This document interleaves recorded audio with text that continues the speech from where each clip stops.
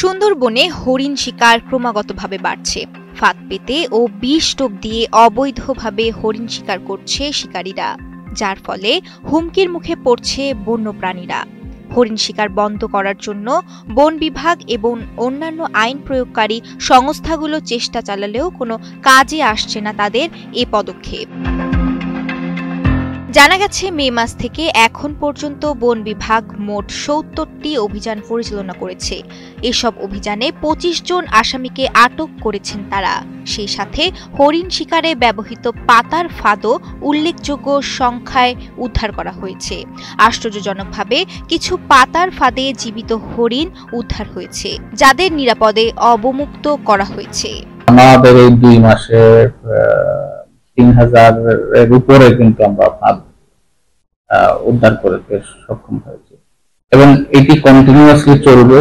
সাথে সাথে আমরা এই সুন্দরবনের লাগোয়া পূর্ব দিকে পাথরঘাটা উপজেলায় যে চরদুয়ান এবং জ্ঞানপাড়া আছে, সেখানে আমরা স্থানীয় জনগণকেও সম্পৃক্ত করেছি। ২টি কমিটি হয়েছে এই বন্যপ্রাণী পাচার হতে, তারাও কাজ করছে। তো এইভাবে যদি আমরা আরো কিছুদিন চালাবো, আমরা আরো কিছুদিন পদক্ষেপ নেই, তাহলে হয়তো হরিণ শিকার কমে আসতে বাধ্য হবে। সুন্দরবনে অবৈধ বন্যপ্রাণী শিকার ও পাচার রোধে বাংলাদেশ কোস্ট গার্ড পশ্চিম জোন নিয়মিত যৌথ এবং বিশেষ সাঁড়াশি অভিযান পরিচালনা করছেন।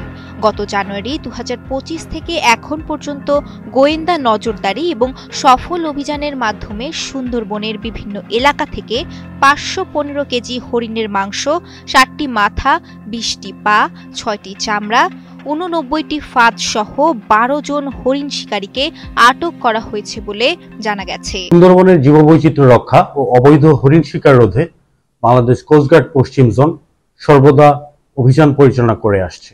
গত জানুয়ারি ২০২৫ থেকে এ পর্যন্ত ১২টি হরিণ শিকারী চক্র ধরা হয়েছে। এসব অভিযানে ৫১৫ কেজি হরিণের মাংস, ৬০টি মাথা, ৬টি চামড়া, ২০টি পা এবং ৮৯টি হরিণ শিকারের ফাঁদ জব্দ করা হয়। হরিণ শিকার রোধে গোয়েন্দা তৎপরতা ও টহল জোরদার করে সংশ্লিষ্ট সংস্থাগুলোর সঙ্গে সমন্বিতভাবে অভিযান চলমান থাকবে।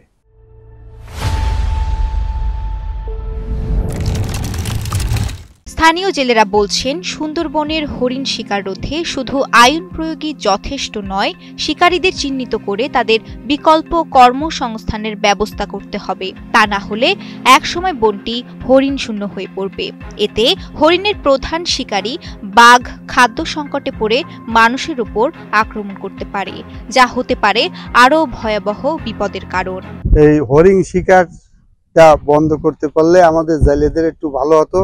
যে ধরেন আমরা জঙ্গলে গেলে হঠাৎ বাঘের আক্রমণ আমাদের পড়তে একটু কমে যেত।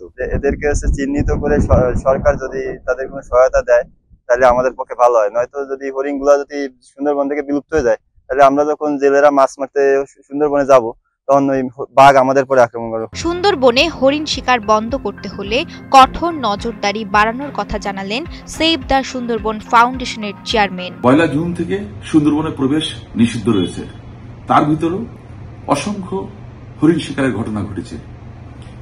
এই চক্রকে থামাতে হলে বা হরিণ শিকার বন্ধ করতে হলে আমাদের নজরদারি বা টহল বৃদ্ধি করতে হবে। সেক্ষেত্রে ড্রোন বা সিসিটিভির মাধ্যমে এই চক্রকে শনাক্ত করতে হবে। ঠিক তেমনি স্থানীয় জনগণ এবং সোর্সের মাধ্যমে এই শিকারীদের খবর নিয়ে তাৎক্ষণিক অভিযান পরিচালনা করতে হবে। দ্রুত বিচার এবং কঠোর শাস্তি নিশ্চিত করতে হবে।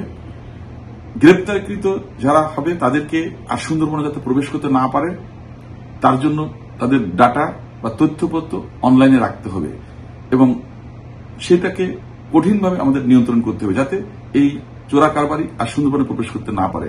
তাহলে আমরা এই হরিণ শিকারের মতো অপতৎপরতা বন্ধ করতে পারব।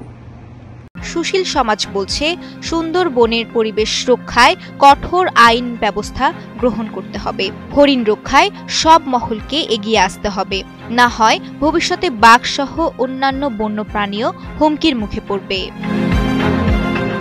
মাসুম বিল্লার পাঠানো তথ্য ও ভিডিও চিত্রে টেক্সট রিপোর্ট। শ্রেয়া রায়, কালের কণ্ঠ।